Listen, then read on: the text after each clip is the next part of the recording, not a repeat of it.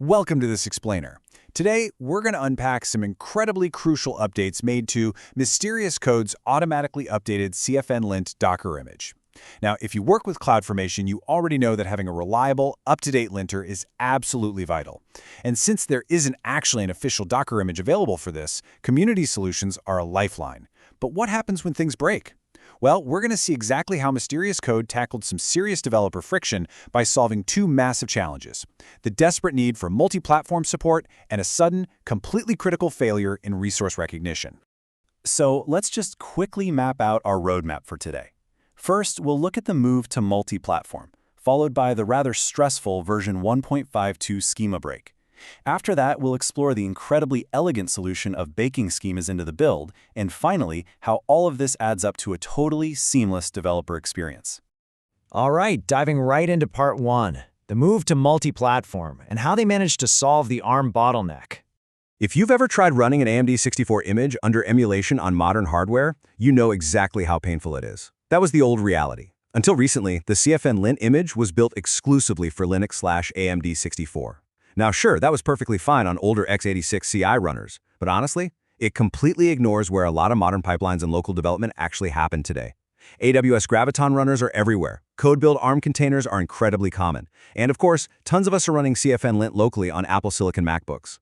On all of those modern machines, an AMD 64-only image has to run under emulation, which means sluggish startup times and, unfortunately, some pretty flaky execution. But check out the new reality.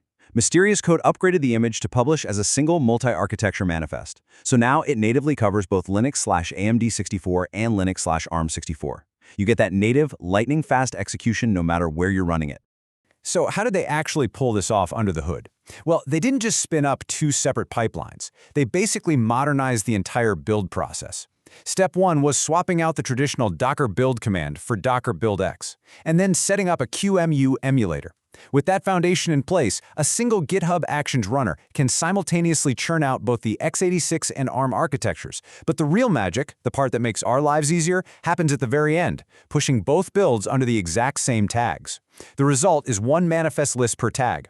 So whether you pull the latest tag, the v1 tag, or a highly specific version tag, Docker knows exactly which architecture to grab for your specific machine, completely automatically.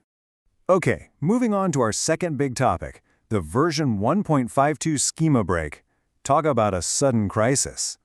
It's actually pretty crazy how one seemingly simple upstream pull request basically cascaded into a total validation meltdown.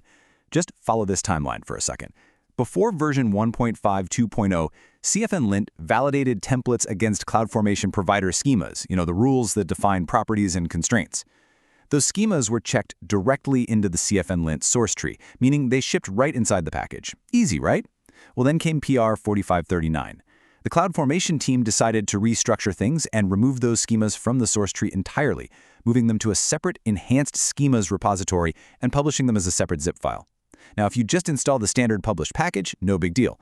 But Mysterious Code deliberately builds their Docker image straight from the tagged source archive on GitHub so they can build any version from a single Docker file. So when the v1.52 release dropped, yep, that source archive was completely missing the schemas. The immediate result? Absolute disaster for anyone linting post 1.52. The installed linter suddenly had zero rules to validate against, meaning literally every single template resource came back completely unrecognized. So how do you fix a mess like that?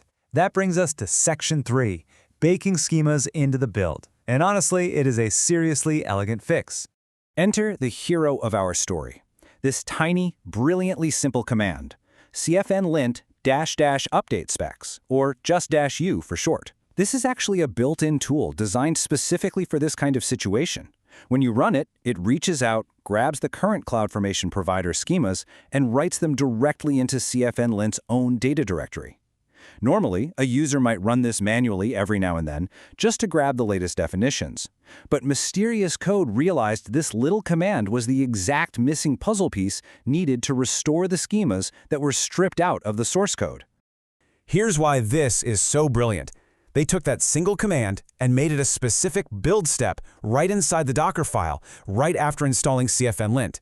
Because this happens at build time, those schemas are permanently baked right into the image before you ever even download it. Instant resource recognition. And for you, the user, there is zero first-time fetch delay. You don't have to wait around for it to download anything. The image remains completely self-contained, exactly like it was before the big 152 break. And perhaps the most crucial part, especially if you work in a highly secure environment, your linting is going to work perfectly even if your CI pipeline has strictly no outbound network access. And that leads us perfectly into our final section, a seamless developer experience. This right here is the ultimate developer dream. All of this intense, behind-the-scenes heavy lifting, the complex multi-platform routing with BuildX, the emergency schema fetching to patch the v1.52 break, it requires absolutely zero configuration changes on your end. Zero. Both of these massive improvements are just already live in the published images. You just type docker pull and docker run exactly like you always do. Docker automatically selects the native, fast build for your specific architecture, and you get a full, up-to-date set of CloudFormation schemas ready to go the second you hit enter. It really doesn't get much smoother than that. So, as we wrap up this explainer, I want to leave you with a thought to ponder. We just saw how a public build pipeline hit a massive breaking change simply because an upstream dependency decided to restructure where it stored its data. They managed to fix it elegantly, but it really begs the question, when upstream dependencies change unexpectedly, just how resilient is your CI/CD pipeline? It is a hidden complexity of the software supply chain that we all need to be keeping a really close eye on. Thanks so much for joining me to explore this awesome engineering fix, and keep building.